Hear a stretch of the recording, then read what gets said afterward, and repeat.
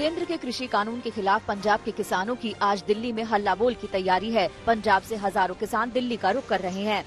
बरनाला से 300 से ज्यादा ट्रैक्टर ट्रॉलियों में सवार होकर सैकड़ों किसान कल ही दिल्ली के लिए निकल पड़े। किसानों के पास कई महीनों का राशन भी है। कुछ ऐसी ही तस्वीरें फतेहाबाद में भी दिखाई दी। हजारों की संख्या में किसान ट्रैक्टर पर खाने पीने का सामान लेकर नारेबाजी करते हुए दिल्ली कूच की कोशिश में हैं।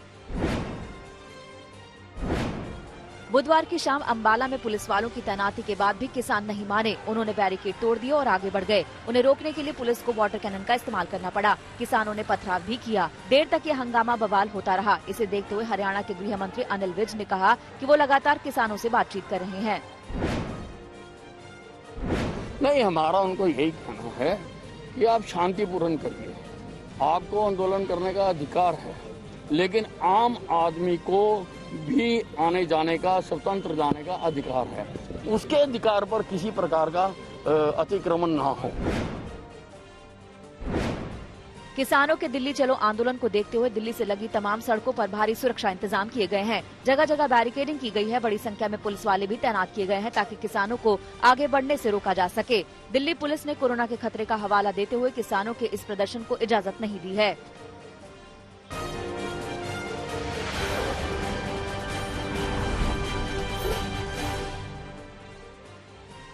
केंद्र सरकार ने 31 दिसंबर तक के लिए कोरोना की नई गाइडलाइन जारी कर दी है। इसमें राज्य सरकारों को निर्देश दिए गए हैं कि केंद्र से चर्चा के बगैर कंटेनमेंट जोन के बाहर लॉकडाउन नहीं लगाएं। हालांकि राज्यों को अपने हिसाब से नाइट कर्फ्यू की इजाजत दी गई है।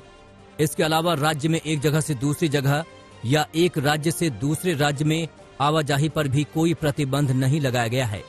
स्विमिंग पूल और अंतर्राष्ट्रीय उड़ानों पर प्रतिबंध अभी भी जारी रहेगा।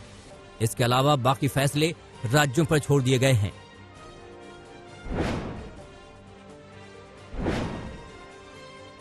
दिल्ली में 24 घंटे में अब तक के सबसे ज्यादा करीब 26,000 आरटीपीसीआर टेस्ट किए गए। इस दौरान राजधानी में 5,300 से ज्यादा मरीज सामने आए, जबकि 99 मरीजों की मौत हो गई। दिल्ली में कोरोना से मौत के बढ़ते आंकड़ों को लेकर चिंता जताई जा रही है।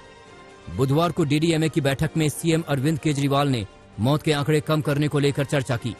विशेषज्ञों के मुताबिक दिल्ली में सर्दी और प्रदूषण के असर से कोरोना का कहर और भी बढ़ सकता है।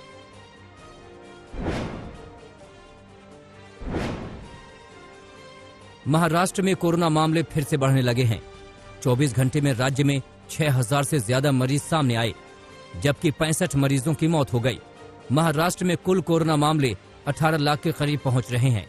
वहीं राजस्थान में भी कोरोना की दूसरी लहर देखी जा रही है। राज्य में 24 घंटे में 3200 से ज्यादा मामले सामने आए हैं, जबकि 18 मरीजों ने दम तोड़ दिया है।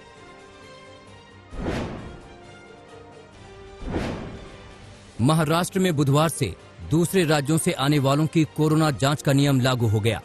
ये शर्त दिल्ली, गुजरात, गोवा और राजस्थान से महाराष्ट्र आने वाले यात्रियों के लिए रखी गई है। कल से महाराष्ट्र के एयरपोर्ट और रेलवे स्टेशनों पर स्वास्थ्य टीमें तैनात हो गई हैं और इन चारों राज्यों से आने वालों की जांच की जा रही है। हालांकि शर्तों के तहत पहले से कोरोना नेगेटिव रिपोर्ट लेकर आने वालों को छूट दी जा रही है। पहले दिन कोरोना टेस्ट के लिए यात्रियों को काफी मशक्कत उठानी पड़ी और स्टेशन, हवाई अड्डों से बाहर निकलने के लिए घंटों इंतजार करना पड़ा।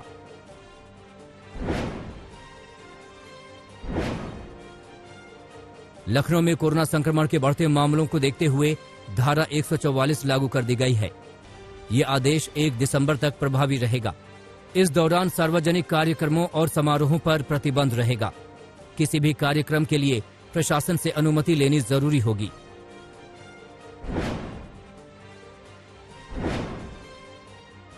पंजाब में भी कोरोना के चलते फिर से पाबंदियों का दौर शुरू होने वाला है।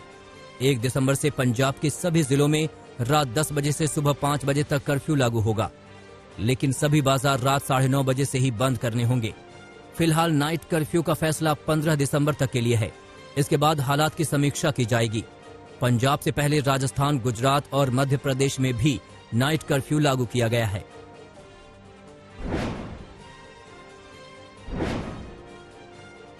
पटना के चिड़ियाघर में एक शेर की अचानक मौत होने पर कोरोना संक्रमण का शक किया जा रहा है।